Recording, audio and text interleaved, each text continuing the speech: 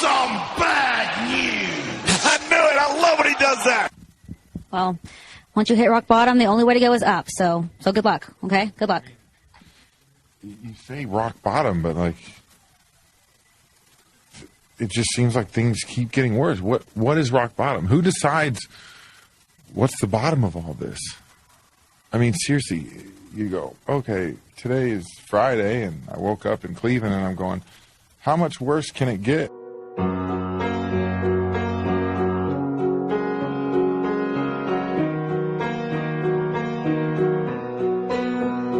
When the world is on your shoulders and the wind is getting colder and you cannot seem to find your peace of mind, you start to feel like nothing matters. One more fall and you might shatter. Every day you find a mountain you can't climb.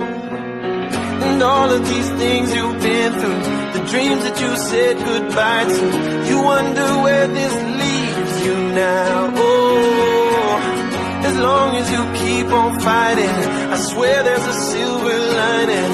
You're gonna see the sun come out. You gotta give it time, gotta give it time. You're gonna be alright.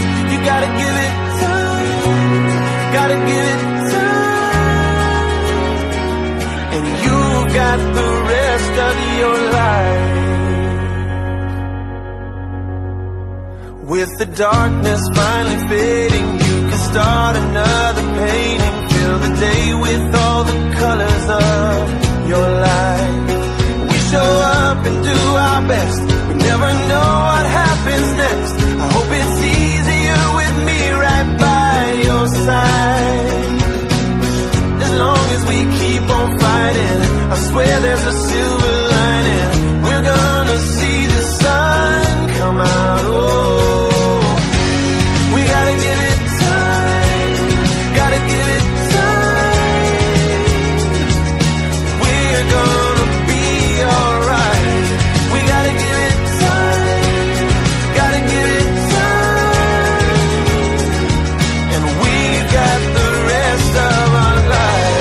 Where your past holds you back so you can move. Oh, I hope you know that there's a new path you can choose.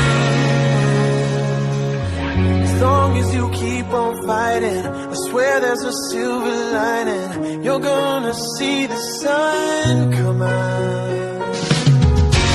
You gotta give it time, gotta give it time. You're gonna be alright. You gotta give it time, gotta give it time. And you got the rest of your life.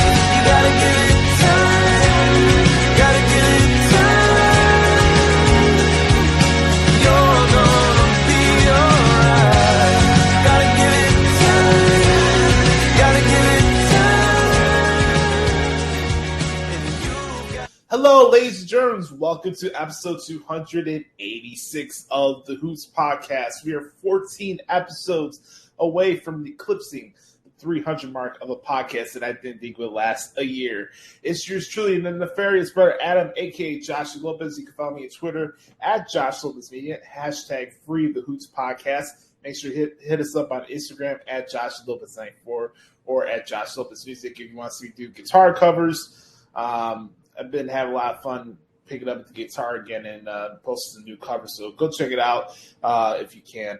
Also, do me a quick favor, please. Bookmark ProWrestlingTranscriptions.com, the number one source of all results and just accurate information in professional wrestling. Make sure that Bookmark Pro Wrestling transcripts.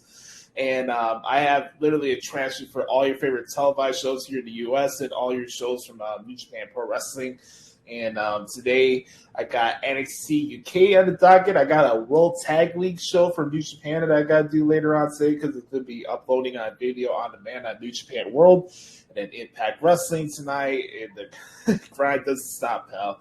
But I'm having a lot of fun, and I think thankful and grateful for all of you who've been supporting this podcast as always. Found out today that we're almost up to 375,000 downloads on Anchor, which is pretty cool. So thank you all for the support. If you want to support the Hoots podcast in that way, all you have to do is to either follow us on Spotify or subscribe and leave us a review and rating on Apple Podcasts. It really does help expand the reach of the show. And more importantly, myself and Brother Carter want to gauge your feedback on what you guys like or dislike about the podcast. So if you can do that, it would mean the world to us. So all that being said, that's pretty much it for plugs. Got What the Hell is Wrong with AEW today, which should be pretty interesting. And we're introducing something very new today in the WWE segment, and you got to wait for that, which is going to be epic. It may be the funniest bit we've ever done here on the Hoots podcast. So, as Hawks Harrison would say, sit back, strap it down, and get your popcorn ready, because episode 286 of the Hoots podcast starts now.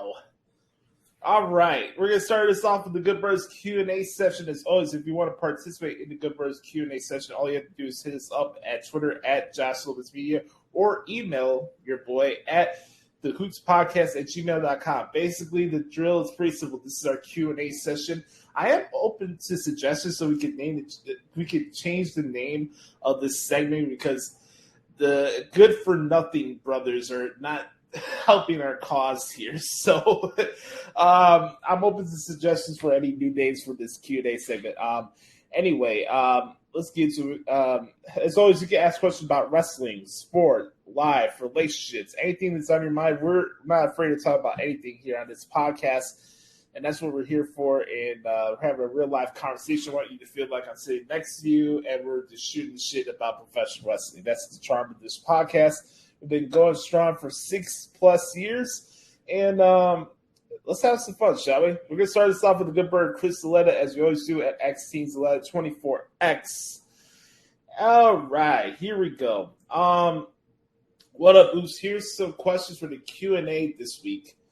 Thoughts on MLB heading towards a lockout? Oh, right off the bat, we're going to go straight for the jugular, pal. Okay, so when it comes to MLB going on a lockout, it's one thing after another with baseball, and I try my best to not go off on commissioners and stuff. I'm really not like that big sports fan. I mean, you can tell a dipshit from a mile away, but Rob Manfred's definitely in that category.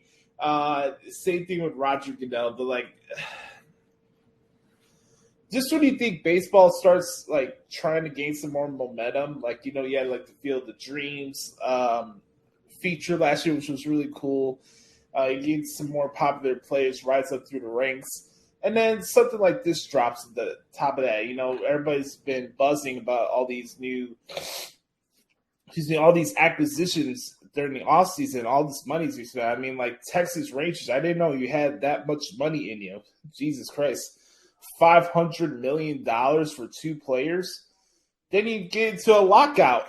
So, first off, obviously the situation is fluid. We don't know when this lockout's going to end now. And, you know, a lot of people are wondering why certain teams not making moves right now and blah, blah, blah, blah. Well, we're in a league that doesn't know what the hell they're doing half the time. So you never know if you're going to have baseball, if you're not going to have baseball, if there's going to be shenanigans with tipping pitches, or if the ball's at the right level, or umpires are checking out the legitimacy of a glove and cork bats and HGH and all this other nonsense that just takes away from the fun of the game. I just think it's embarrassing. The fact that millionaires need to get in the way of the fans' enjoyment of said sport because they can't handle their business the right way, it's just embarrassing, to be honest with you. I hate seeing that. I don't like seeing leagues being on lockdown because billionaires are so stuck in their head and got egos the size of the Grand Canyon.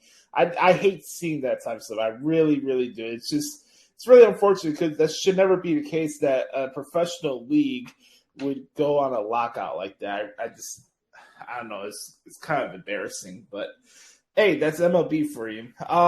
Next question. Best advice to someone appearing on a podcast for the first time next week. Well, Kris, I'll say to you, buddy, I say the same thing to everybody that asks me this. You have to be yourself at the end of the day. The Josh Lopez you're hearing right now is the same Josh Lopez you would hear and see if I was talking to you in person. I don't change for anybody. I don't march to the beat of anybody else's drum but my own. And when you go on the podcast, don't feel like you have to try to act like you're prim and proper. You know, there's a lot of people that go to school for this. I went to school for broadcasting, but that doesn't make me feel like I'm better or at a higher level than other people. You know, I was a shy kid growing up in high school, you know, being Rican, having dyslexia, you know, having next to nothing of confidence or self-confidence. You know, it's not easy coming here and talking, but my main takeaway whenever I'm doing a podcast, I want you guys at least gain some type of life lesson from me, and hopefully I open your eyes to a different way of looking at certain things. But at the end of the day, you're going to get me. Whether you agree or disagree with what I have to say, you're going to get the best of me, and I'm going to speak for myself. I'm going to speak from my heart. And that's all you can do when it comes to podcasting or any broadcasting in general. Just be yourself. You got to be genuine, because if you're going to try to put on an act on and try to impress the host or whatever, that's not the name of the game. There should be no politics in podcasting. It's kind of stupid, if you know what I mean. Just like there should be politics or thumbing your nose down into any type of workplace. But, hey, this is the life we live in, right? I got to say, man, just, you know, have fun. Have fun. And if there's times where you slip up and mess up words or whatever, that's fine. If you find yourself, you know, dropping a couple F-bombs or whatever along the way, hey, it's a podcast. It's not a radio show. So I'd say, you know, don't put too much pressure on yourself. Don't feel like you have to have anxiety when it comes to being on the podcast. Embrace it. Have some fun. Speak for yourself. More importantly, I think that's the way you're going to resonate with people that listen to podcasts, is if you speak for yourself. And we've been doing this for 6 years for this podcast, and I've been doing this for broadcasting stuff for almost 10 years now. So I just tell you, my man, have fun with it and just be yourself. That'd be my advice. All right, next question. NXT 2.0's 4 pillars. That's a very interesting question. I'll go with Broad Breaker, Tony D'Angelo, Cora Jade, and have you met Ted? No, I'm kidding. Number 4. You got a lot of options there, to be honest with you. I did say Braun Breaker, Tony D'Angelo, Cora Jade, and then I mean you could go. You know, I'll go with Carmelo Hayes. Why not, right? Carmelo Hayes, I'm sure I'll get a lot of flack if I didn't mention him. So, Broad Breaker, Tony D'Angelo, Cora Jade, and Carmelo Hayes. You got versatility with Carmelo Hayes. You got your female representation with Cora Jade. You got character in Tony D'Angelo, and you got superstar, Brickhouse in Braun Breaker. So, I would have Braun Breaker, Cora Jade, Tony D'Angelo, and Carmelo Hayes. There you go. That's my 4 pillars of NXT, pal. Take it or leave it. No, I'm kidding. All right, next question. Is Andrade a shell of his old self from his NXT days? I just think Andrade Alidolo is overrated. If that bothers you, please be offended. I love this slogan that I heard from Hoodie last year. It's like new thing he was adopted in 2021. Be offended. if that bothers you, if you're offended by the fact that I think Andrade Alidolo is overrated in the ring, please be offended. It has no effect on me whatsoever. He's just overrated. I for the amount of wrestling that I watch and the amount of wrestling that I cover, there's nothing unique about him. There isn't. I see the same style from him from any other promotion around the world. Maybe his thing with the mask and his entrance is cool or whatever. I know he was part of LIJ in the past, but there's really nothing else to him. Yeah, he's a great athlete. He can do all the moves that everybody else does, but there's nothing unique to him. His promo stuck. He comes off like Alberto Del Rio. I don't even call Andrade El Idolo that. I call him Andrade Del Rio 2.0. That's what he is. That's all he is. So if you're a mark for him, that's cool. But for me, I think he's overrated. Highly, highly overrated. Great question, though. Let's see what else we got here. See if I got any questions here. All right, next one. He says, who do you have winning the World Tag League in New Japan? Great question. Man, there's a lot of good options. Obviously, the funny thing with Japan is that New Japan, they have their champions compete in the tournaments. Usually you would think if you have like a round robin tournament or any type of tournament, you would have people going for the number one contender spot, right? But in New Japan, whereas the New Japan Cup or the G1 or the World Tag League or even the best of the Super Juniors, they have their champions competing in the tournament. So right now we have Naito and Sonata and Dangerous Tackers tied at first place, right, with 5 wins. And, they're having a match today, actually, which I'm going to be covering later on. So I'm curious to see how that goes. And I think right now I can see either Naito and Sonata or GOD finding a way to sneak in. I'm just very curious how that go. Maybe they would do something where it could be a triple threat match for the tag titles at Wrestle Kingdom 16. If not, I'll probably go with Naito and Sonata to win the World Tag League. But it's been fun covering the tournament so far, both of them, and I'll talk about that a little later on in the podcast. So I'm glad you brought that up because the World Tag League has been a lot of fun to document, if you will. All right, next question. Who wins the War Game matches on Sunday? You'll have to hear that in the WWE segment, my friend. Do you think Miz and Edge will be a one-off or there'll be more to this program? I'm here for this one. You know what, Kris, I'll say this. I think that Miz and Edge, if they do a one-off, I'm okay with that. I don't think this is something that goes off to WrestleMania or anything like that.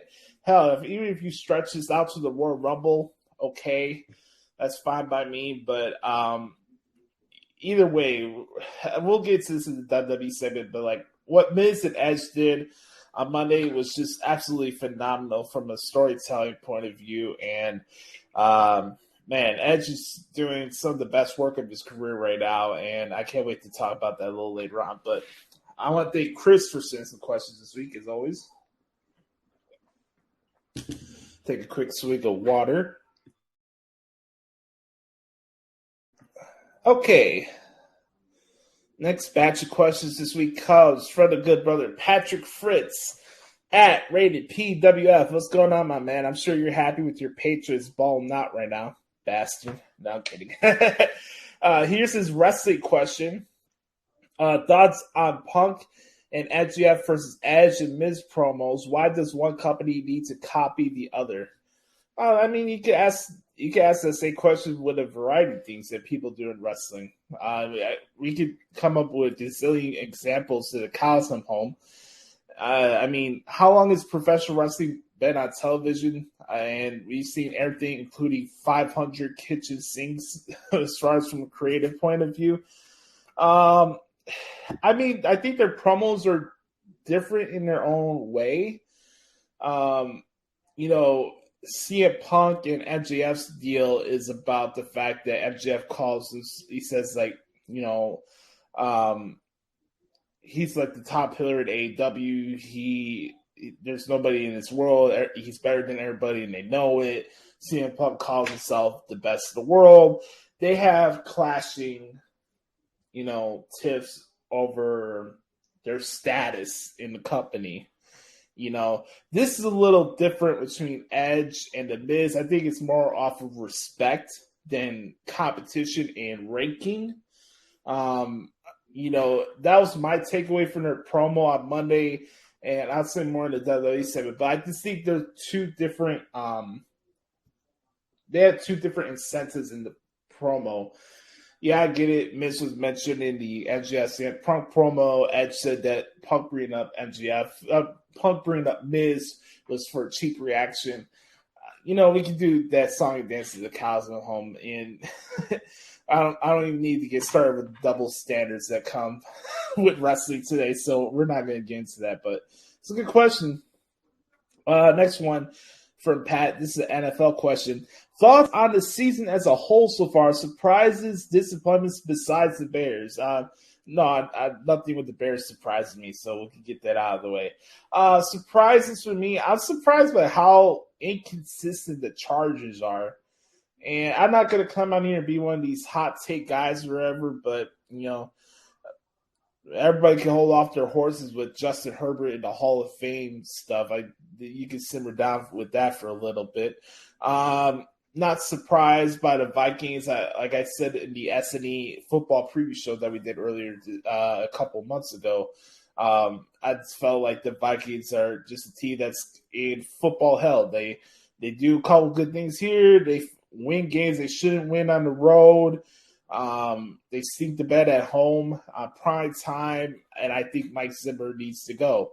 Other surprises, believe it or not, Pat, I'll mention this. I'm surprised by how good the Patriots are playing. Not for the fact that Bill Belichick is coach, I understand that, but just to the level of how good the team is. And it's just a good reminder of what the NFL is as a whole. It doesn't matter who's on your team. It doesn't matter how many all-stars you have on your team, LA Rams. This game is about matchups and having a team and having a team mindset and not driven by analytics. You look at the Patriots roster, they don't have all-stars all over the place, but guess what? They still find a way to still be the number one defense in football and find a way to run the football and play effective football instead of relying on analytics and trying to get highlight plays on Sports Center. So I think the Patriots are definitely a surprise for where they were last year to where they are now. It has to be considered a surprise. I mean, 6 wins in a row, that really shocked me. I'm not surprised by the Cardinals. I knew they were going to be good heading into this season. I think disappointments, you could probably say the Seahawks. Obviously, the Seahawks that are 3-8. Freaking Sip Wilson cost me my matchup with Andrew Baydala. I'm going to get you one of these days, my man. I'm going to get you. One day I will beat the New York Stooge in fantasy football. I will make that happen. I was this close. And then, oh my God, man. Don't get me started on Monday Night Football. But let's see. Disappointments. I think the Steelers, they got off with a great part. They got a great start to their season last year. They had they were 11-1 or something, and then they just bottomed out from there. This year, they're just like 500 at best. I don't get it, man. Shout out to E. Inzer on Twitter. When it comes to the Steelers defense, there's only one thing you have to do: pick them up and put them down. Put them down. So, those are the teams that come off the top of my head. Surprises. Is there any other ones that surprised me so far? No, not really. That's pretty much it. But that's a good question. The life question from Pat this week, he says, thoughts on the new Omicron COVID variant? Do you see the pandemic ending before the end of 2022? I'm not going to put an estimate or a timetable when this stuff is going to end. I don't know when it's going to end. The fact that people are still trying to act like this thing still doesn't exist is kind of funny to me, but we live in a world of you-know-what. So my thoughts on it is that it's unfortunate that we have these variants and this thing seems to continue to linger on, and God knows when this thing is going to end. And I just hope everybody's being precautious with themselves and being safe, and hopefully we'll have some type of resolution to this thing. So, those are my thoughts. It's just unfortunate that these new variants come out, and I'm seeing that cities are elevating their positive tests and stuff. It's sad. Thanks for the questions this week, Pat, my man. I appreciate you as always. The last batch of questions this week comes from the good brother, Nate the Great at Psycho Nagiri. Make sure to follow him on Twitter, my friends. He's a good dude. What is your favorite and least favorite part of living in Chicago? Man, that's a loaded question. What's my favorite part of living in Chicago? I'll say the obvious. Obviously, the majority part of my family lives here, so get to see my mom's side of the family when I go visit them, or when I go hang out with my dad's side of the family. It's always cool to see them. But going to like the big arenas in the city is I've always enjoyed over the years. Like I always say like the Allstate Arena, aka the Roosevelt Horizon, is like my second home to me. I always told myself as a kid, like one day I'll call a wrestling show at the Allstate Arena, and I will make that happen. And going to the United Center for events, getting to see an Eagles concert there, which was really cool. Obviously, I got to be at the United Center show when CM Punk showed up in AEW. That was a really cool moment. The food, of course, that's saying the obvious. Can't go wrong with the food. The waterfall is good as well, in case anybody's wondering. But, what else I love about the city is just at the core of it, what it represents is that we live and act through our actions, and we live by our word, and we beat at our own drum and not at the beat of others. And what I love about the city, like CM Punk says, you can try to knock us down, you can try to underestimate us, but we'll always find a way to supersede any barriers or ceilings you put in front of us. And that's what I love about the city. I love the passion for the sports teams here. Some Chicago sports fans try to act like they're New York sports fans, and it's just annoying to hear sometimes on sports talk radio. But outside that, the least favorite thing that I have when it comes to living here is obviously the gun violence. It's just absolutely embarrassing what's going on. There was a thing that came out today that Chicago has tied the record for most homicides in a year since 1994. Now think about that. This year alone, we've had the most homicides in the city since I was born. I was born in 1994, and I can't believe the fact that people still need to find reasons to justify having guns and killing people for what? And the fact that gangs are still a thing in this society is just fucking pathetic, to be honest with you. Because the fact that you need guns to try to solve a conflict or anything like that is just freaking ridiculous. And that's probably the main thing that I hate about the city. Everybody can complain about the taxes and the traffic or the weather. The weather is what it is for me. I really don't have a feeling one way or another about the weather. I've been living here my whole life. I'm kind of callous to it at this point.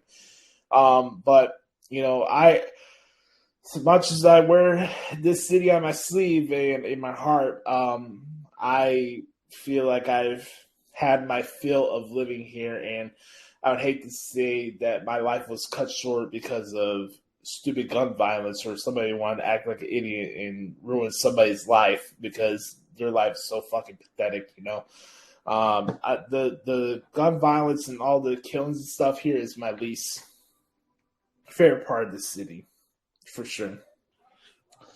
All right, next question. Who would you rather see win a championship first, Bears or White Sox? I'll go with the Bears because I was not born in 1985, so I wasn't there when the Bears won the title. I didn't get to see the Bears in the Super Bowl in 2007, but that was a wash. That game did not go our way, and it wasn't going to go our way anyway.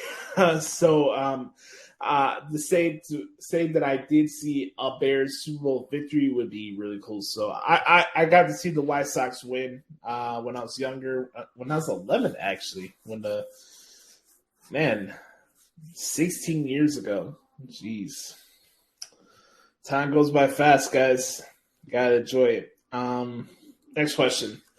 I think I know, but what would have been your reaction if CM Punk went to Impact or NWA? To be honest with you, I would never think that CM Punk would show up to Impact, and all due respect to Impact and continue on, they're like the company that will never die. But CM Punk showing up in Impact would have next to nothing of an impact. Pardon the pun. No, pun intended, actually.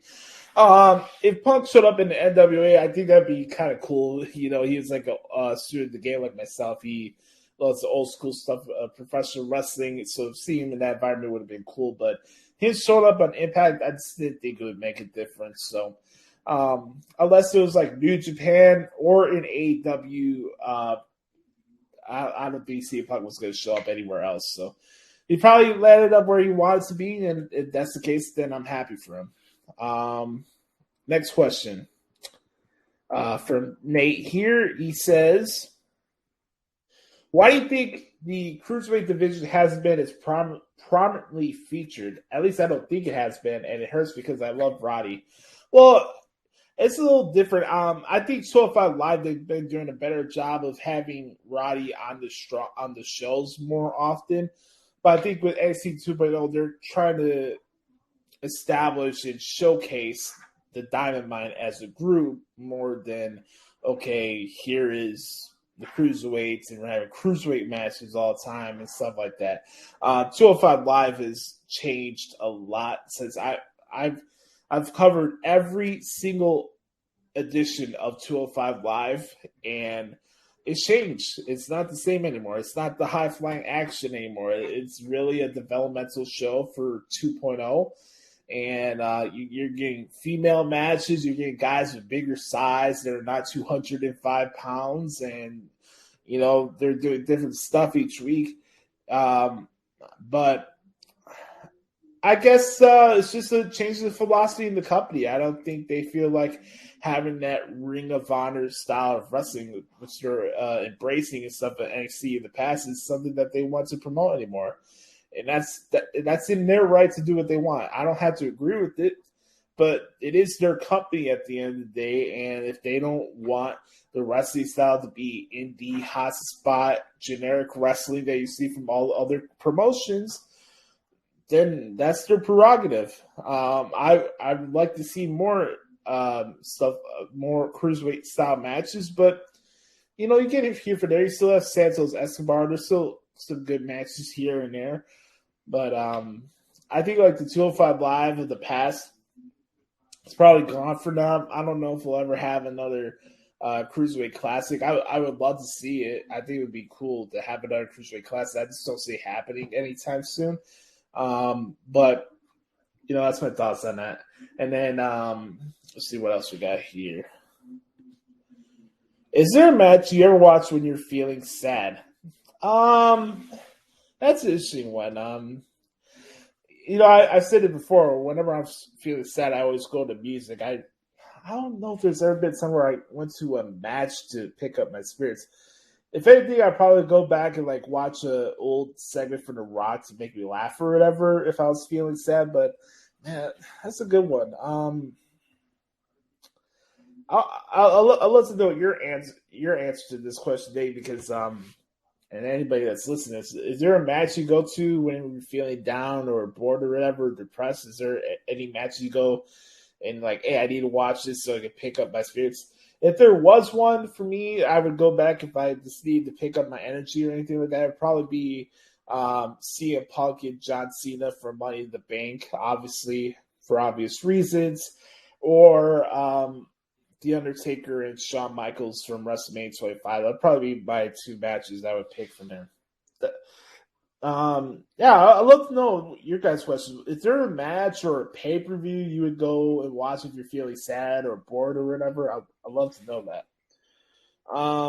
Next question for Nate. He says, what is your favorite part of transcribing matches? My favorite part of transcribing matches is just the challenge of it and the process of going into it. And, I'm trying my best to give justice to what the performance in the ring. Obviously, I'm not behind the scenes. I'm not in the backstage area having the conversations with him, having the conversations with the performers when they're laying out their matches. I'm not, with my website, it's not to act like I know more than I do. It's a outlet tool of, one, me trying to study the moves and stuff like that and sequences as I want to be a play-by-play guy in wrestling. And it also is a website that I want it to be as a point of reference for people. And with the way I make the transcripts, I want, when you're reading the transcript, and especially the match part of it, I want you to feel like you can see it through what's written in the transcript. I know there's moves and paragraphs and stuff like that, but the goal for me is hopefully you can visualize in your head what the match looks like if you don't have the time to see it, basically.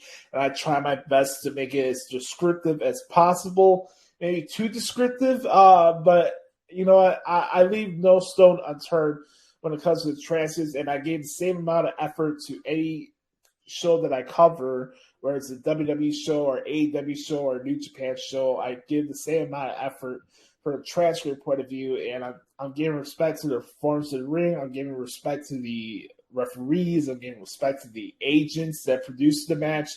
It's an outlet too for a lot of different things. It's there for you guys to use it as a point of reference for your podcast or anything like that, or you just need to catch up with the shows. And then for me personally, this is the favorite part of it. It's like I like the challenge. If there's a match that I think could probably test me from a stylistic point of view, I look forward to that. There's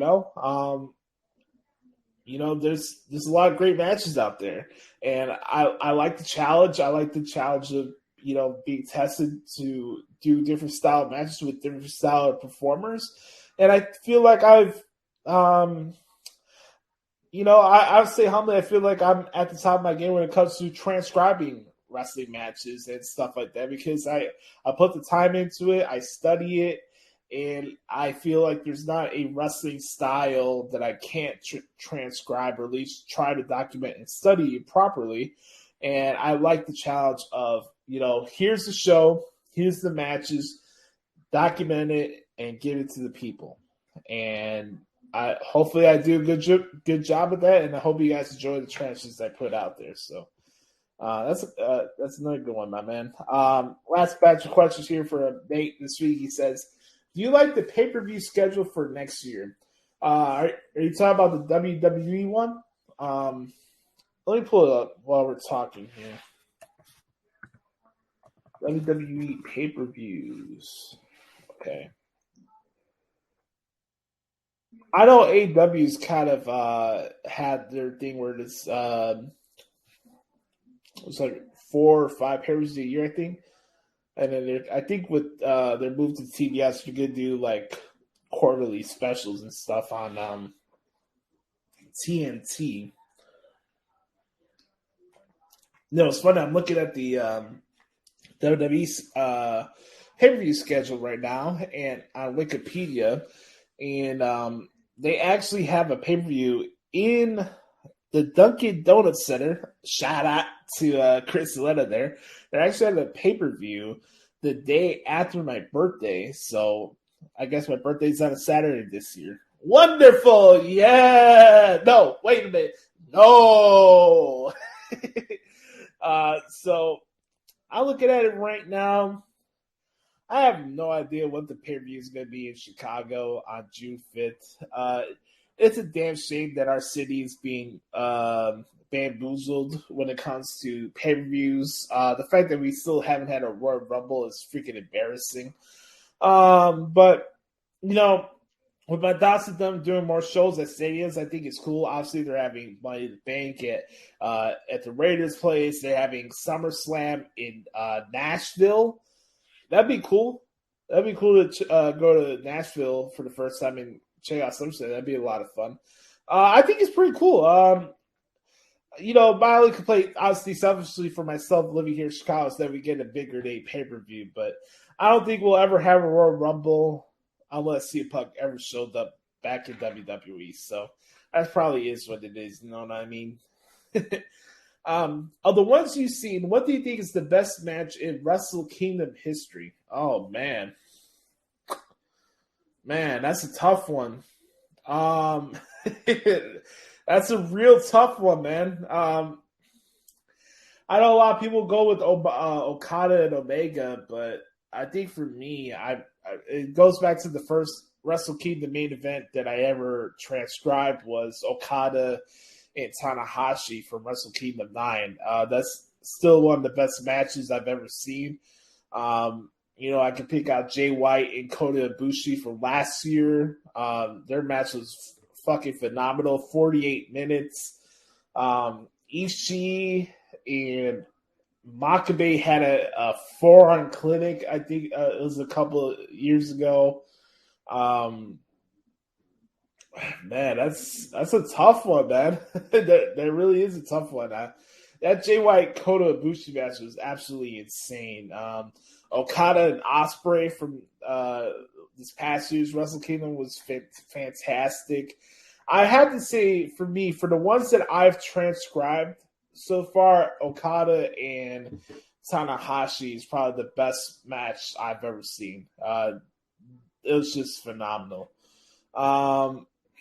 Last question here for Nate this week. He says, who would you like to see win the Royal Rumble next year? Well, I got two people for you, my man. I got Drew McIntyre and I got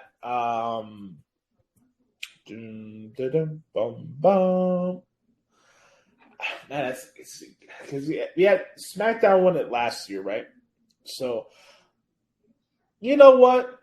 Let's do it. Let's do Drew McIntyre and Liv Morgan will win the Royal Rumble. You never know. Maybe Bianca does a back-to-back deal. If she does, she'll be the first female performer to ever win back-to-back Royal Rumbles. Or maybe you have a return of somebody that we haven't seen on television in a while. Maybe Bayley comes out and wins the Royal Rumble. If she's medically cleared by that time, do it. Do it. Hopefully it would work out. I think it'd be awesome. Not good. No other injuries are happening towards this WrestleMania because last time they were in January, man, like half of their roster is out with injuries. So, I'll go with Drew McIntyre and Bayley. If not, I'll go with maybe Liv Morgan and Kevin Owens. That'd be my picks from there.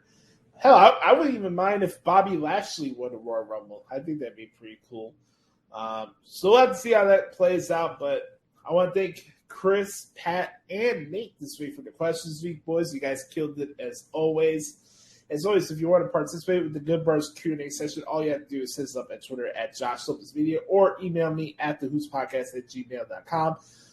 When we come back for this next commercial break, when we come back, I'll talk about what happened this week in WWE right here on the Hoots Podcast. I am in Strong Island.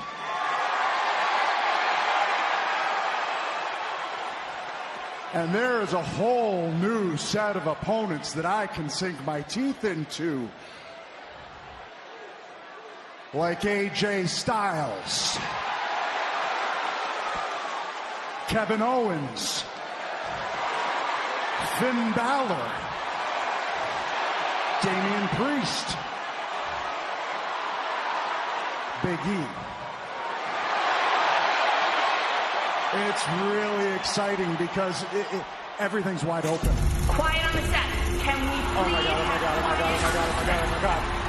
Could it be? I think it is. Oh no. Oh yes! Awesome! This is like Christmas came early, guys! Say it ain't so. It's even better than awesome!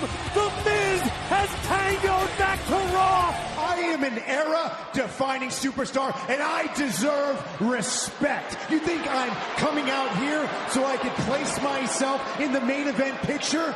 6 months ago, I was WWE champion. When's the last time you held a major title, Edge? Oh, that's right.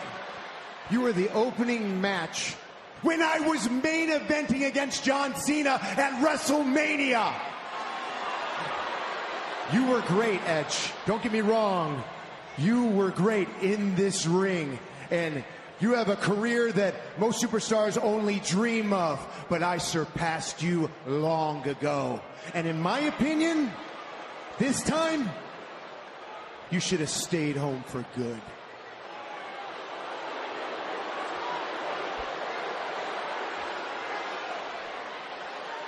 So you come out here, you verbally attack me. You say I should hang it up, that I'm dancing with a body that can't hang anymore. And you know what? You're right. I can't do this for much longer. The window is small, but I fought with every fiber of my being to get this small window back. And everybody in that locker room, I'm the guy that they want to stand across the ring from to test themselves. Because they respect me and I respect them for that. That's mutual respect, something that you know nothing about. You have people on other shows saying your name just to get a cheap reaction. You live rent-free in a lot of heads. You built yourself an empire. You got a mansion in the Hollywood Hills. You got a beautiful family. You made it further. You made it higher than anyone ever thought you would or could. Except for you. You thought it. You believed it. You made it happen.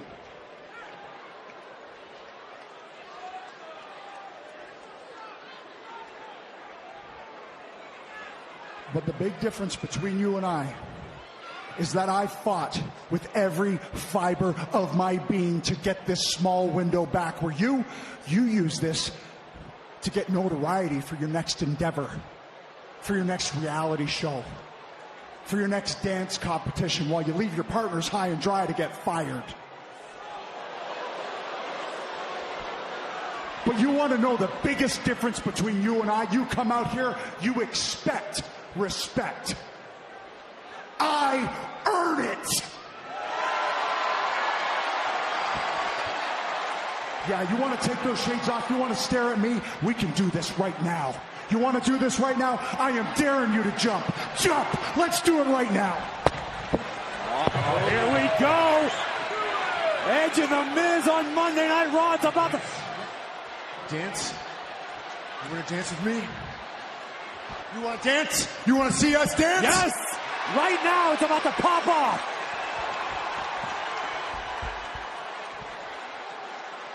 No.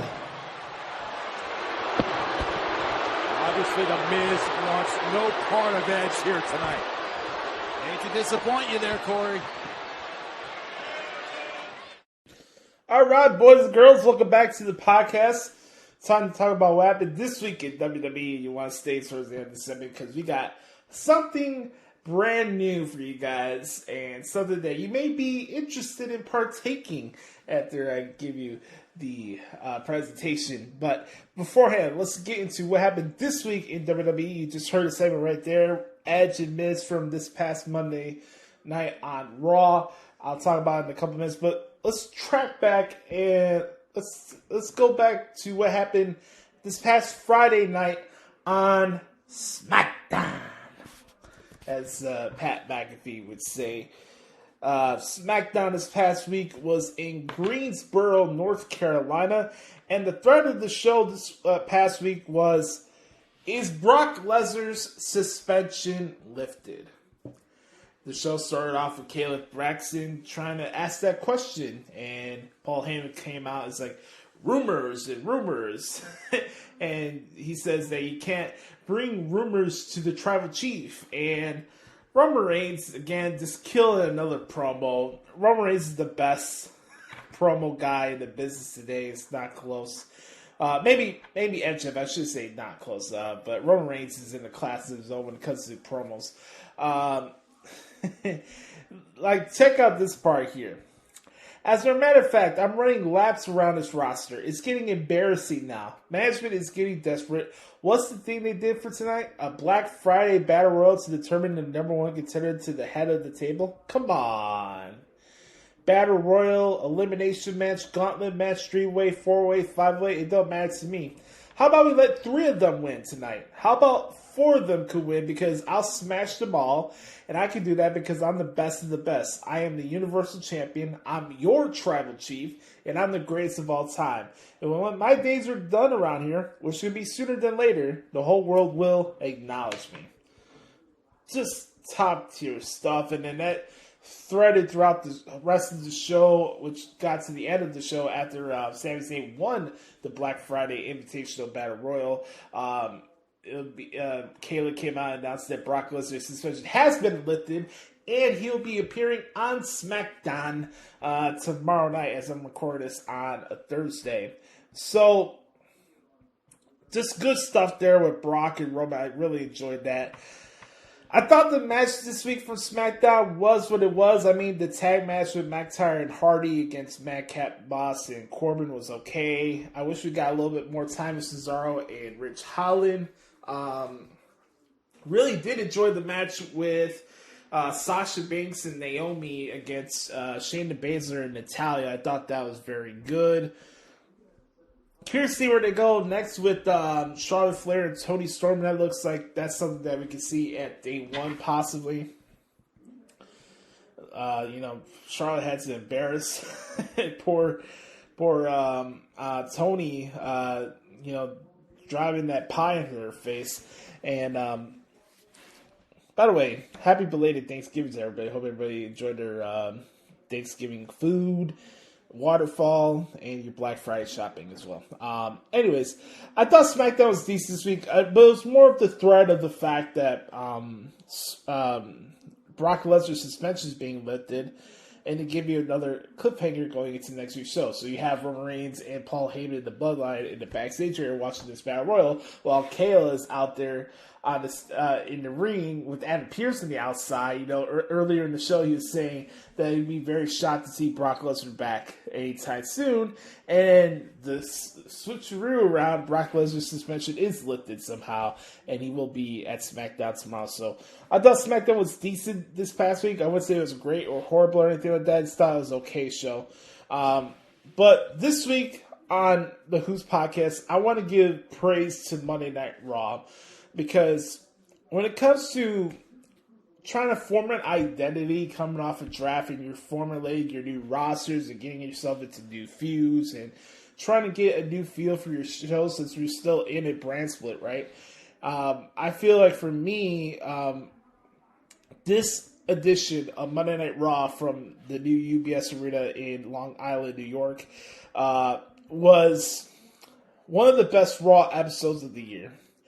And if you want an idea or a template to use for Raw shows with this new stench of the new roster for Raw, this is the one to do it. The matches are fantastic. Seth Rollins and Finn Balor, Damian Priest and Apollo Crews for the U.S. title, fantastic. RK Bro retaining against the Dirty Dogs for the Raw Tag Team titles, fantastic. Other stuff on the show. We'll get to Edge and Miz in just a couple minutes, but Street Profits Alpha Academy. You had the 10-woman tag match, and of course Kevin Owens against Big E in the main event. And here's another thread on the show where you had Seth Rollins boasting that he has his one-on-one title shot, and I guess with Adam Pearce and Sonya Deville, they really love the card subject to change theory, pal, because if Kevin Owens beat Big E, he would get added to the match at day 1. So now it'll be Big E putting his title in a triple threat match with Seth Rollins and Kevin Owens. And that match is going to be awesome. So I'm really excited for that. But let's really get to the crux of the good stuff from Raw this week. First off, we're going to start off with the Becky Lynch and Liv Morgan contract signing because I thought that was really good. And I mentioned this on Twitter. You know, in the name of the game of professional wrestling, one thing I have learned, and I've heard people say this a gazillion times, especially JR, and my thoughts go out to JR. I hope he's feeling well and recovering from this cancer treatment diagnosis that he announced a couple of weeks ago. My thoughts are with you, JR. I hope you have a speedy recovery. He always said, in the name in professional wrestling, it's maximizing your TV time. It does not matter what's on a script. It does not matter if you're going over or putting somebody else over. You have to maximize your TV time. It does not matter if you're getting the mega push or you're feeling like you're being held down or whatever or buried. The fact that I mentioned buried, I should be ashamed of myself for mentioning that because people don't even know what to quantify what buried actually looks like. So when it came to the Becky and Liv segment, it was just phenomenal. It really got me excited for their match. Liv was on another level of waterfall wise. Good on you, Bo Dallas. I'll just say that. Good on you. You know, I'm really excited for this match. And obviously, I think this feud will continue. They'll probably have some, probably like a DQ or something like that. I do not expect the title to change one way or another on Monday. I'll be really surprised by that. But I think it'll be a good match. And this is Liv's real first shot to have a big primetime match on TV next week. They'll have their time. It'll be a really good back and forth match. But I think Becky will still find a way to retain and still remain champion. And I still think the feud will continue. Just because Liv doesn't win the title on Monday doesn't mean that she won't get another title shot down the road. Is all I'm saying. So, and then Edge and The Miz. I'll say this again. Shawn Michaels had a phenomenal second run in his career when he came back from his back injury. And that was documented in the latest season of the Ruthless Aggression era, which you can check out on Peacock right now on WWE Network. But the thing with Edge right now is, I'll be honest with you, Edge did a lot of great things as a heel, and you know, the rated R era and all the legendary stuff as a tag team and all stuff from the answer. Maybe you can't eclipse that, but from a babyface point of view and storytelling and the way he's been mapping out his matches and stuff like that, I think Edge is having just as good or even a better run right now than he was before he left and he had to prematurely retire, you know. He's just clicking on all cylinders right now. And him being on Raw is a great thing. It's an added boost to the show. Having Miz back is fantastic too. They're throwing singers back and forth to each other. You know, I got questions about this on in the Q&A. Do I think this is a one-off? Yeah, it could be a one-off. It could be something that could stretch off to the Royal Rumble. But regardless, I think Miz and Edge are going to put on some good TV because, one, they're good performers. Two, they're good at telling stories. And three, you got Edge. I think Edge would know in the best way to accentuate and highlight the good aspects of The Miz. So, I think Edge getting into this program, regardless of how long it's going to be, I think it's cool.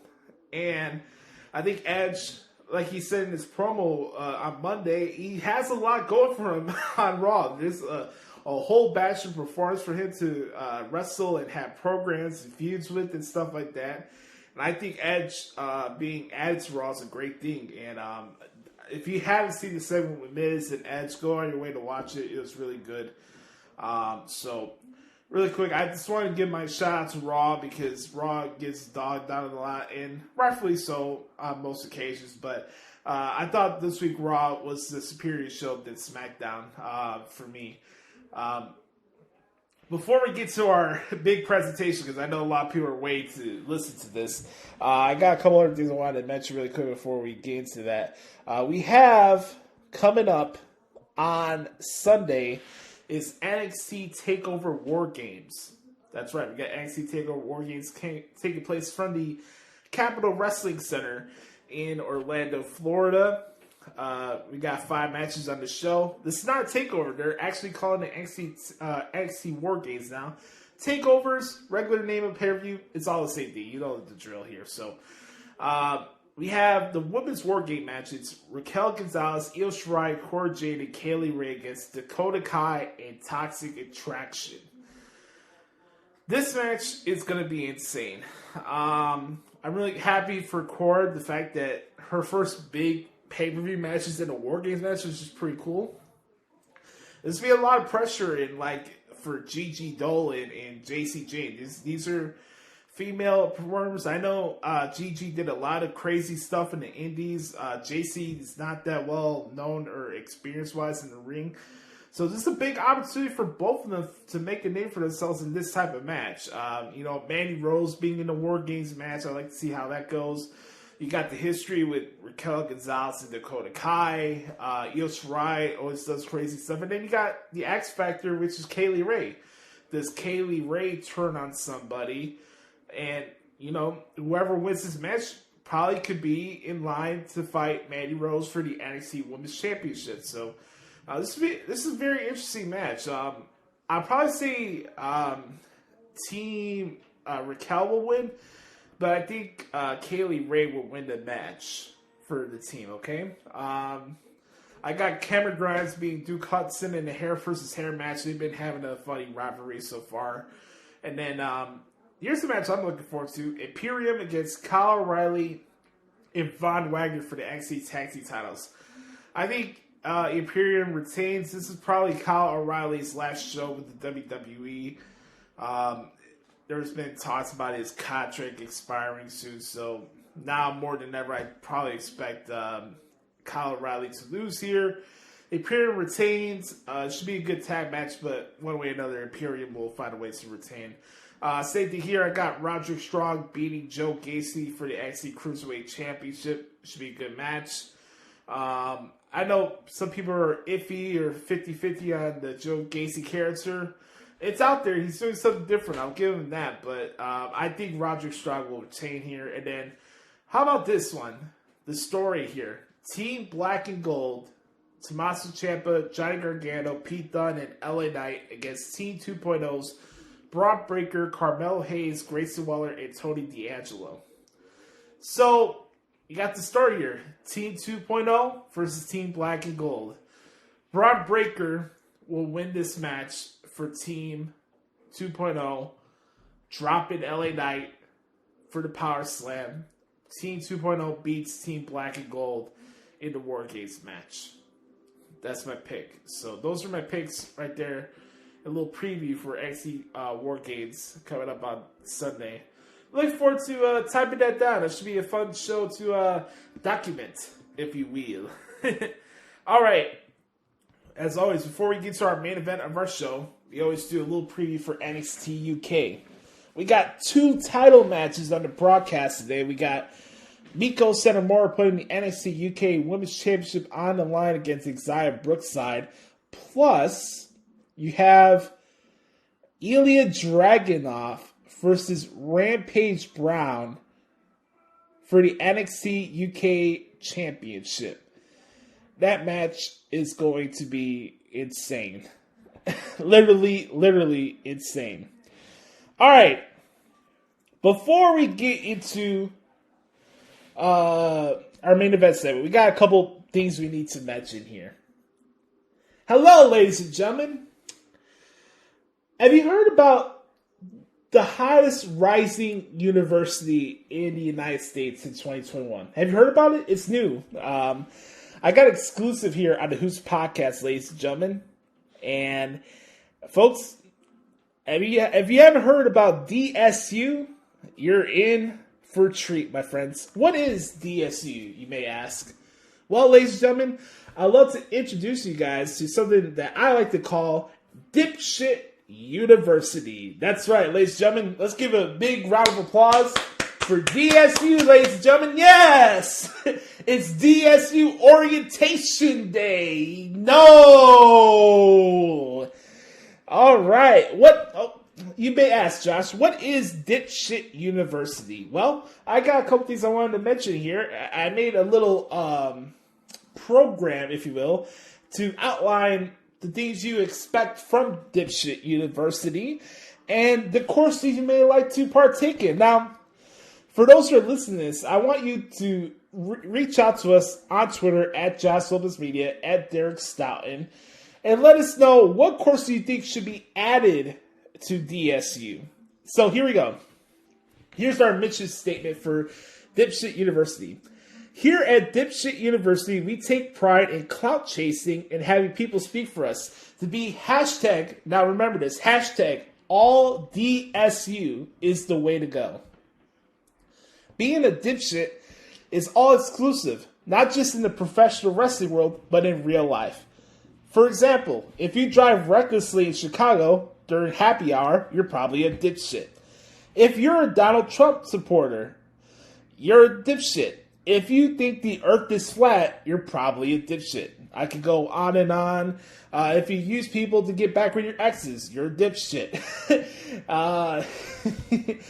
We could go on to the cows come on, but you want to know some of the courses? Are you guys curious to know what courses you may partake? You know, there's degrees, there's levels to our university here of degrees you get. Like, for example, courses.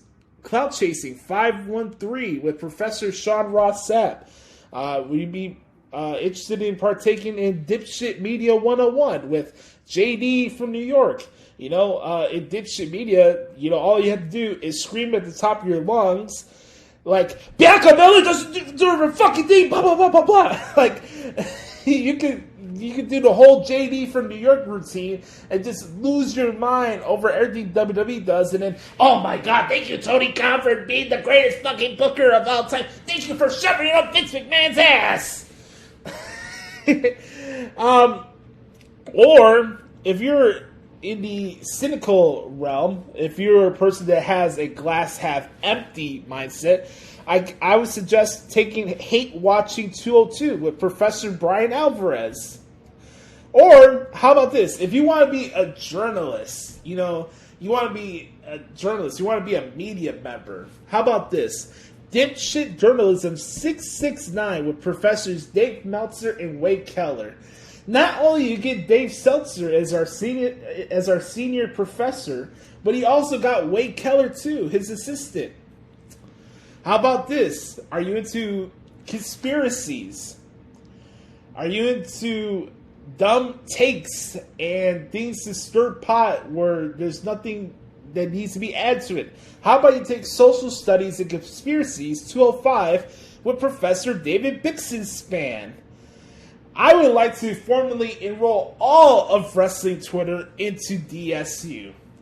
Now, there's other classes you could take, like Incompetent 401 with Rick Knox. In this class, you could learn everything that does when it comes to being an official for All Elite Wrestling. How about this?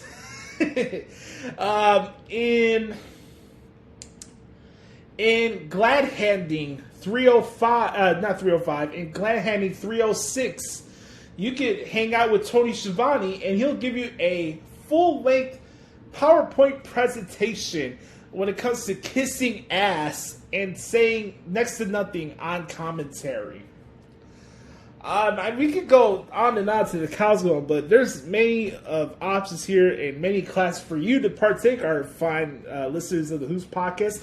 Hey man, I'm just gonna call it like this: Dipshit University is gonna take it's gonna take over the nation. It's gonna sweep the news headlines. Forget Notre Dame, forget LSU, forget Alabama. Dipshit, hell, even forget forget Harvard, okay? Forget Harvard. Right now, type in hashtag all DSU. Let me know who you think should be enrolled into Dipshit University. I mean, like, who wouldn't want to take Dipshit Media 101 with JD from New York? Like, honestly, especially for those who listen to us here on YouTube. How about conspiracy theories? we can't go out a day without some conspiracy theory about WWE doing something to try to lower down AEW, right? David Bisman is the man for you right there. He fits that bill. Oh man, there's the courses go on to the council, but again, I want to read the mission statement here. Here we go. Here at Dipshit University, we take pride in clout chasing and having people speak for us. To be #AllDSU is the way to go. Hey man, there's courses on snitch tagging, subtweeting. Again, this is a lot of different options for you, and you can start enrolling right now. We'll start filling out applications as the months go by. Our official launch date will be the next day of Double or Nothing for AEW, so be on the lookout for that. But Dipshit University is a school that I think a lot of people will be interested in partaking, and maybe they're open to their eyes and understand that there's a world outside the bubble that they live in, okay? So, let me know. Is there a class that you think people should take? How about this? Standing 305 with the crew. The first time in college history, we have an entire fan base as your professors. It's Standing 305 with the crew, aka Sasha Banks fan base. It's Standing 305 with the crew. You get everything. They'll tell you, and you can have tests. You can have a 4-year degree on standing on Sasha Banks, where Sasha Banks is the greatest performer in the history of professional wrestling. I could go on and on. I don't want to waste your guys' time and do this all day, but honestly, my friends, check out DSU.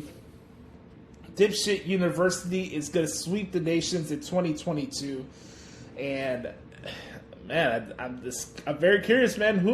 What other professors do you think would be a good fit for DSU? We're always open to suggestions. I'm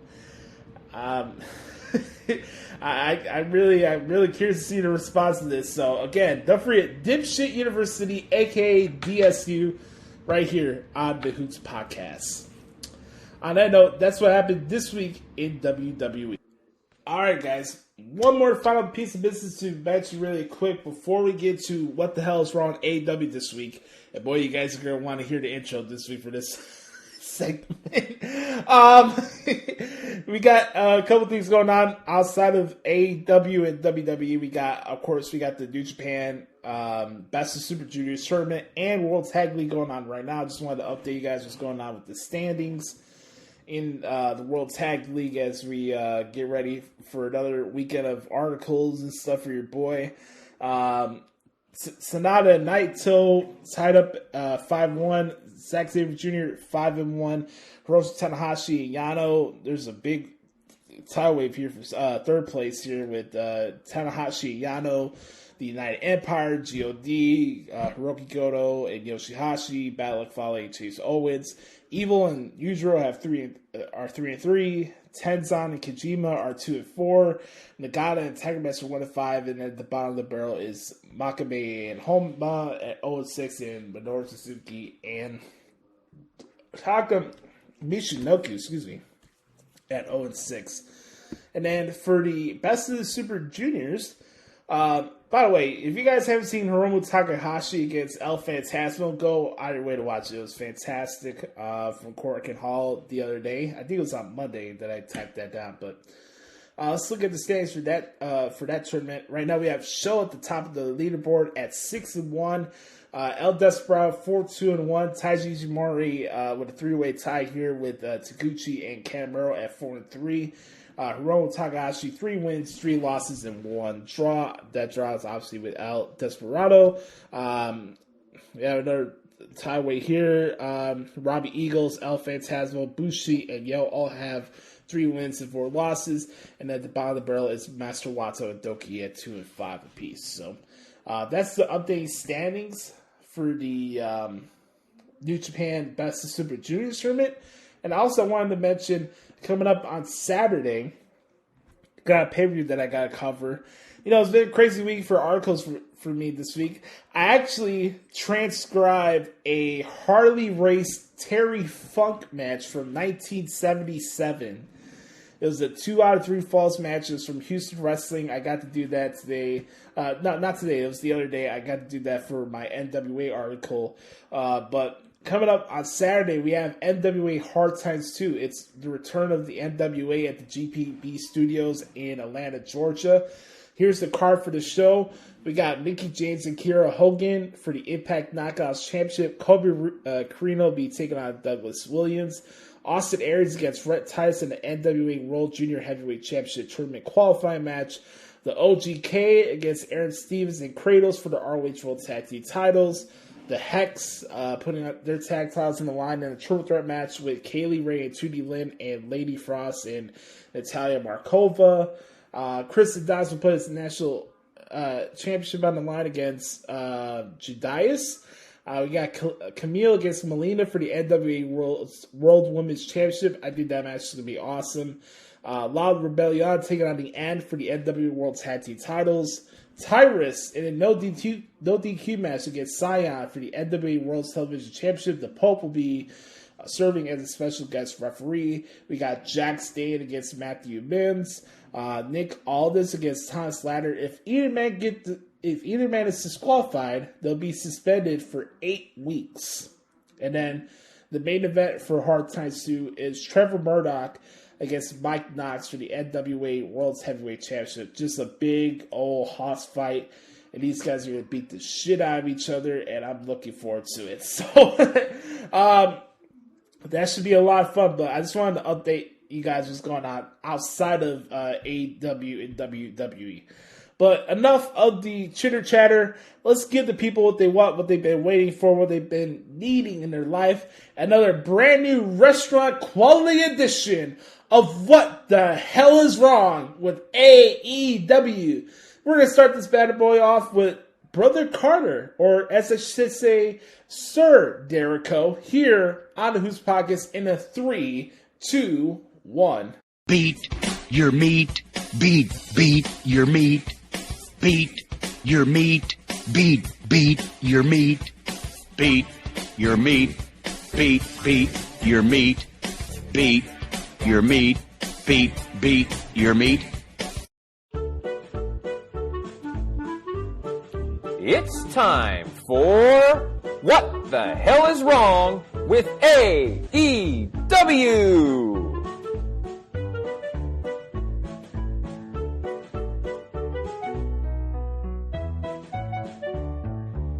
What the hell is wrong with AEW? Well, after an incredible promo last week that got almost 3 million views on YouTube, and rightfully so, because the MJF and CM Punk promo from last week was absolutely fantastic, and I loved every bit of it, except the Miz comment. I thought that was kind of weird, but the rest of it was cool. I actually didn't even mind the WWE references because it made it feel more personal, so I actually didn't have a problem with that at all. So that was great. AEW had a chance to build on that momentum and go forward. And boy, did they miss. God, this was an awful show this week. Let's get into it. As per usual, talk about the things I liked on Dynamite this week. And there were a few things. Great reception for Hangman Adam Page when he first came out, and completely well-deserved. I love Adam Page. I think that he has superstar potential, megastar potential. I think he can be one of the top champions in the business. I think he's that good. So I love me some Hangman Adam Page, and I can't wait to see his match with Bryan Danielson in a couple weeks on Winter is Coming. But we're going to get into Bryan Danielson in just a moment. All right, Hoots podcast listeners, I hate to admit this, but I am absolutely 1,000% in love with everything that CM Punk does right now. He is one of the best in the world, and I cannot deny that. It is absolutely fan-freaking-tastic. I cannot wait to see him every week. He's one of the people I look forward to seeing the most every single week. I love CM Punk. I don't care for him as a person, but I cannot... I can't get past the amazing stuff that he is doing every single week in AEW. I love it. I love I cannot wait to see CM Punk every week. I just can't wait. It's that good. Decent match with Lee Moriarty. Nothing special, but it was fine. And, of course, there was another great MJF promo. The Britt Baker stuff was kind of weird because, like, I could tell he was reaching there for that. We all know that Britt Baker is in a relationship with Adam Cole, and, CM Punk is married. So I thought that was kind of weird, but everything else about the promo was great. And then I enjoyed the match with Ruby Soho and Kris Statlander. I thought this was a good match. I wish they had a little more time. But overall, good match. Great to see Ruby Soho get the win. I'm hoping she'll at least be in the finals for the TBS Championship because I think she's great. Okay, let's get to the crap. And boy, was there a lot of it. All right, we start with Bryan Danielson. Now, maybe I'm one of the rare people that isn't on board with this, but I cannot buy Bryan Danielson as a heel. I just can't. It doesn't work for me. The Bryan Danielson as a heel does not work for me. I don't believe it. It's not believable. It's forced. It's, I don't like it. I don't like Bryan Danielson as a heel. I don't think it works. I can't deny his talent in the ring. I thought it was fantastic. I think his match with the Allen Angels was good. I think Bryan Danielson is an expert in the ring. That part about it I have no problems with, but I'm just not buying him as a heel. Also, the stomps to the head is really dangerous. Like when he keeps stomping him in the head, that's really dangerous, and they need to be very careful about that. But as you'll see later in the show, they throw caution to the wind when it comes to stupid, dangerous crap, and we'll get to that near the end. So, not quite buying Bryan Danielson as a heel. Looking forward to his match with Adam Page, though, in a couple weeks. I think that's going to be great. Good God, the Adam Cole and Orange Cassidy segment. All right. We start with the Adam Cole entrance, which I love. I mark out every single time when I hear, it's all about the boom. I love that. I mark out for it every time. I love Adam Cole. He is my third favorite performer in AEW besides MJF and Britt Baker. I'd put Baker at 3 just because of how underexposed she is, and I put Adam Cole at 2. I love Adam Cole. I think the world is his oyster. Unfortunately, he's being booked with stupid, horrendous, crappy segments with stupid, horrendous, crappy performers like Orange Cassidy and the Young Bucks. Okay, this was some of the most awful shit I've ever seen. Pockets comes out, does his little, and here's the stupid thing. The crowd marks out every time Pockets does the thing where he does the fake kicks or whatever. Like, the crowd just goes ape shit for it, which means that Tony Khan is going to put the world title on this idiot at some point. And then again, I just go back to look at your champions. Let's just imagine for a second that Orange Cassidy was the world champion right now. And let's compare him to other champions in other promotions, all right? Roman Reigns, Big E, Ilya Dragunov. When Walter was the champion, Tommaso Ciampa. It's like those kinds of folks. And then Orange Cassidy. Like, really? Cool. And you know what's going to happen because, Khan's going to put the title on this moron at some point. So it's going to happen. But anyways, you get this awful segment. Adam Cole is being wasted in AEW, but he didn't like what WWE was going to do to him. And to be fair to Adam Cole, if the reports are true what they were going to do to Adam Cole, I don't blame him for leaving either. Because WWE is not great right now either. It's just not. But, so I get him leaving. It's just a shame because he's being booked in these horrible comedy acts with the most overrated tag team of all time in the Young Bucks. I hated this. That was stupid. The Adam Cole, Tony Schiavone stuff is kind of funny because of, Cole's or Schiavone's relationship with and kind of weird interactions with Britt Baker. So that's kind of funny. But this was some of the most awful, stupid stuff I've ever seen. I hate Orange Cassidy. I hate the Young Bucks. And Adam Cole is being wasted. The Wardlow Squash match was fine. Not much to say there. Then we get to Sting and Darby Allin versus the Gun Club.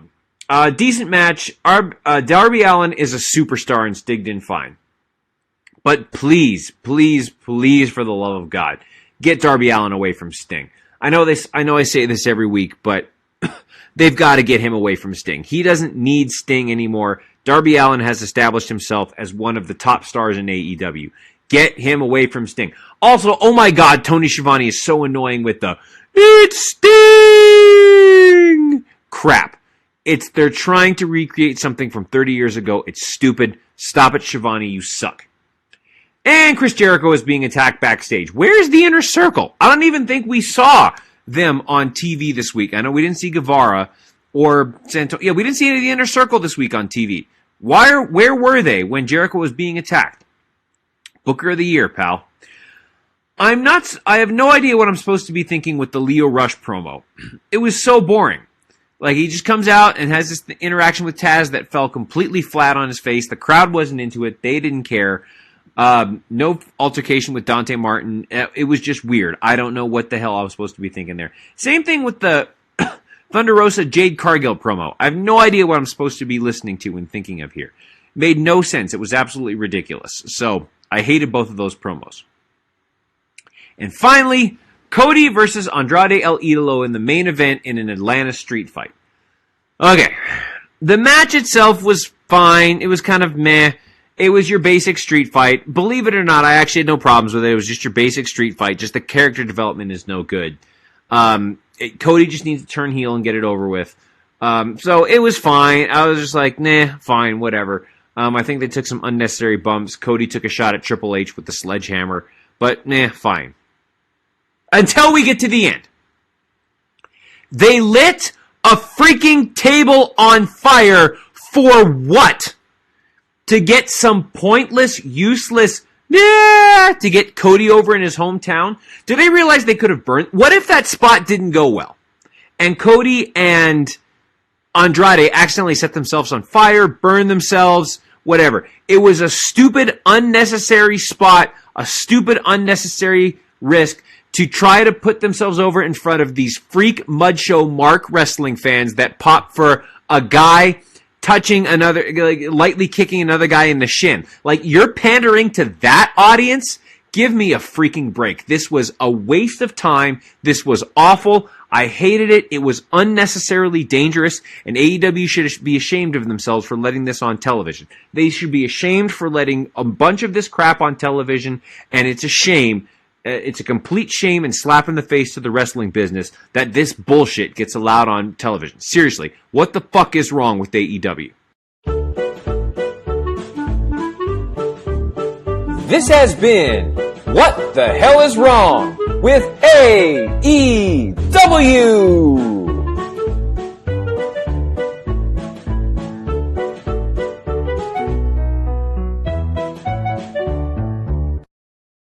Thank you, Brother Carter. Sir Jericho flew off the top rope in this week's What the Hell's Wrong with AEW. I love you, my man.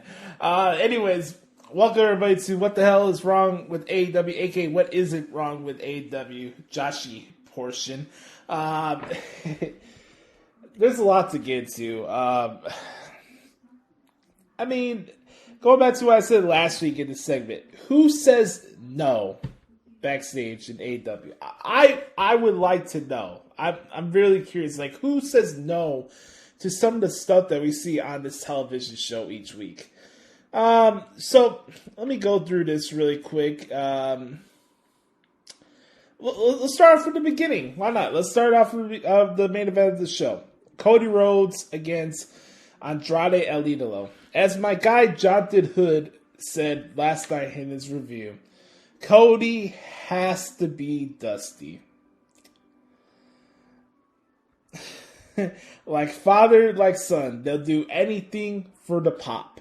They'll do anything for the pop. They can't live with themselves without getting cheered and adulation. So, by the way, this was a Duluth street fight, not an Atlanta street fight. But, hey, we can't be technical here, right? I mean, this is the company that's going to write all the ills of the WWE, right?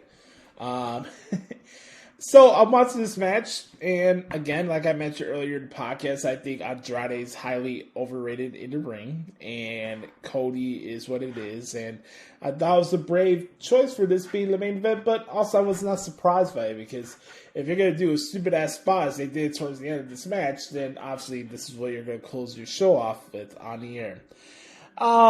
I do remember commercials saying that TBS is more of a family type of network. I don't know how the families are going to feel about flaming table spots in 2022, but I'll I'll leave that out for Dave Meltzer and Brian Alvarez to justify that, because they are part of the creative team after all. You know what I mean?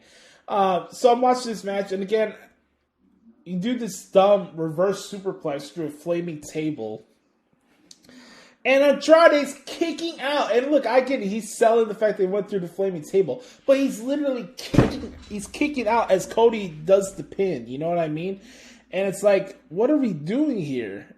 And unnecessary blood, unnecessary table spot, and nobody goes over. And you have basically a dud going off the air. Honestly, who's this benefiting? Are you really expecting people to cheer Cody more because he did a flaming table spot? What's next? He's going to have Andrade do the hammerlock DDT into dump tax next week? Hell, you can have Cody Rhodes do anything in the world. You can have him cure cancer. You can do a bunch of different things. Hell, you can have Cody cure COVID, and these fans are still going to boo him. Just turn already. You're delayed the inedible. Nobody wants to cheer you. Stop lying to yourself. We gotta do this dumb main event. For what? This is how you send the crowd home. A flaming table spot. Really? We're still doing flaming table spots. For what? A match that we saw 2 weeks ago warrants a flaming table spot? Really? Like, I don't get it, man. I really don't. Let's hit on some of the points that Bert Carter mentioned on the show. I'll be honest with you. I'm sure the Bryan Danielson match with Heyman will be really good, but everything between them, as far as the promos and stuff like that, it's been hit and miss with me. Him running through the Dark Order does nothing to me because everybody runs through the Dark Order. It's not impressive. You're just padding Bryan's stats before his match with Heyman Page. There's really next to nothing. I don't get me wrong. I love Alan Angels. I think he has a bright future ahead of him. I enjoy transcribing his matches, but from a storytelling aspect, him running through the Dark Order when you've had this thread through your other feuds with the Dark Order, it's not impressive to me. Kenny Olivier ran through the Dark Order. Bryan Danielson's running through the Dark Order. So Bryan Danielson has to become a heel because Olivier is taking time off of television? That's an interesting choice. Now, like I said last week, I don't consider Bryan Danielson a heel. Bryan Danielson is Bryan Danielson. He's a Whole Foods prick. That's who he is. That's his character. So, yeah, Hangman Page and Bryan Danielson at Winter is Coming. Awesome. Should be a fantastic match. They haven't made me interested. I'll be interested when the match goes down, but heading into it, not so much. And Bryan Danielson fighting John Silver next week. Okay. Same result's going to happen to him. And I don't know about that. Coming off the heels of what I thought was AEW's best promo of the year with CM Punk and MJF, we had CM Punk in a match that I thought went a little bit too long for my liking. No offense to Lee Moriarty. I've transcribed all this match so far from stuff from AEW Dark and stuff like that. But, going back to what I said last week about Tony Schiavone being full of cap, like, you would think that him beating Nick Comoroto is like Lee Moriarty beating Kane in his prime during the Attitude Era. Like, justifying Lee Moriarty beating Nick Comoroto on Dark as warranted the opportunity to fight CM Punk is just funny to me. You know what I mean? And it goes back to the story that they were telling last night with MJF. It's like you're struggling to beat QT Marshall. You're struggling to defeat the Zack Sabre Jr. ripoff in Daniel Garcia. You're struggling to beat Lee Moriarty. everything that's been said so far, it's been MJF and CM Punk too. MJF has been schooling CM Punk on a microphone. And I hate saying that as a Punk guy, but it's the truth. So, while I have been enjoying the program between these guys, I thought the match with Punk and Moriarty was longer than it needed to. He's a good wrestler, and he's got a bright future ahead of him, but I don't think that match needed to be 2 segments. I just don't. I don't know how to feel about the Redeemer stuff with Miro. I really don't. I want to like it. He has confidence in how he's carrying himself, in that light, so I think that's good. But for me, I don't know. Maybe it's just still the stench of him doing that dumb video game character, but I'm still indifferent on Miro. Let's talk about other things that I'm indifferent on. We had Officer Bar Brady in the back interviewing the COVID God, and we want to talk about suspending disbelief and stuff like that. Watch the backstage attack for 2.0 and the Zack Sabre Jr. ripoff on Chris Jericho last night. My God. Look at the punches that were thrown at him. Powder puff punches. Woofa, man. I tell you guys, after the CM Punk match and the whole stuff with him and MJF after, this show went downhill fast in a hurry. I did not care one bit about Sting and Darby Allin against the Gun Club. That match went way too long. And I don't care that Billy and Sting had a reunion at the Old Timers Club. I don't give a shit about that. I really don't. What else on this show? We had Ruby Soho against Kris Statlander. That was the other match on the show this week that I liked. That was a good match. We have Ruby Soho against Nyla Rose in the semifinals, and then it's going to be Thunder Rosa and Jade Cargill. I agree with Brother Carter. That promo backstage with the both of them was weird. What else on this Mud Show Outlaw Fest? Oh, may I be forgotten that we have a upcoming feud with Adam Cole, baby! And Orange Cassidy. My God. Oh, Lord. Lord help me. Okay. So, I'm a fan of Adam Cole. I think Adam Cole's up there as far as one of my favorite guys in AEW that's there right now. You know what I mean? I love Adam Cole as a wrestler. I love him as a person, how he carries himself. But I saw this coming a mile away. Especially during that terrible Best Friends Bobby Fish Adam Cole match from Rampage last week, where pockets, the whole center part of the match is him trying to put his hands in his pockets. You're not going to convince me, even if I'm blind, that Orange Cassidy is a main eventer. You heard me, Tony Khan? You're not going to convince me, even if I'm blind, that Orange Cassidy is a main event guy. That whole thing with him and the Young Bucks and Adam Cole on the stage and the lazy kicks or whatever was grade A homogenized Holstein bullshit. Okay? It's like watching Matt Nagy trying to convince us that he's a good offensive mind. Like, just stop. It's not a good gimmick. And the fact that you have Adam Cole luring himself to have a feud like this, it's just ridiculous to me. I take the reactions from the AEW crowd or the AEW universe with a grain of salt because they'll cheer anything. They'll cheer anything. Hell, they'll even cheer fucking Ryback coming back and attacking CM Punk for heat. This crowd will cheer anything. I'm sorry, I take that with a grain of salt. I'll just be honest with you guys. So, that was ridiculous. But the last thing I want to mention here for what the hell is wrong with AEW this week is really this. Chris Jericho, with all due respect, my man, you need a break for television. You need to go home and you need to stay the fuck home. On that note, my friends, that's what the hell is wrong with AEW this week. I want to thank you guys so much for hanging out with me this week's edition of the Who's Podcast.